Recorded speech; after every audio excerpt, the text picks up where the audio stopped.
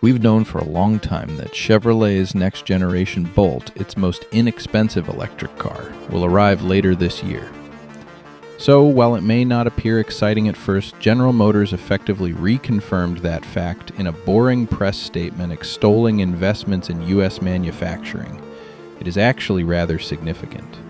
After all, while many manufacturers are scaling back their EV goals or feverishly trying to spin up hybrids, GM is mostly sticking the course, a risk that is paying off handsomely, as the new cheap Equinox EV has sold so well that it has pushed Chevy to second place on the EV sales charts. So what did GM reveal about the new Bolt? To begin with, consider the model year.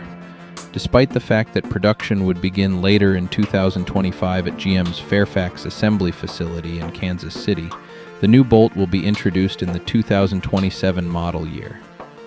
We're not clear if that means anyone has to wait until 2027 to acquire one. The Bolt will most likely be available early in 2026. Although the pricing of the Bolt has not been confirmed, it is largely estimated to be approximately $30,000, with a range of 300 miles or more. Chevrolet has stated that the new Bolt will use GM's Ultium component set.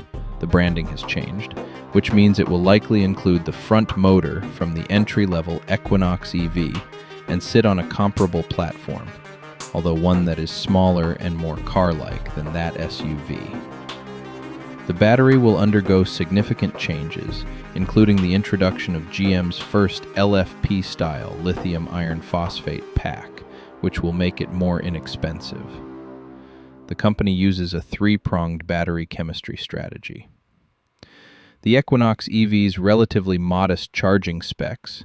It employs a 400-volt architecture rather than a more expensive 800-volt setup, and DC fast charging speeds of up to 150 kDOP should carry over in an effort to keep things affordable.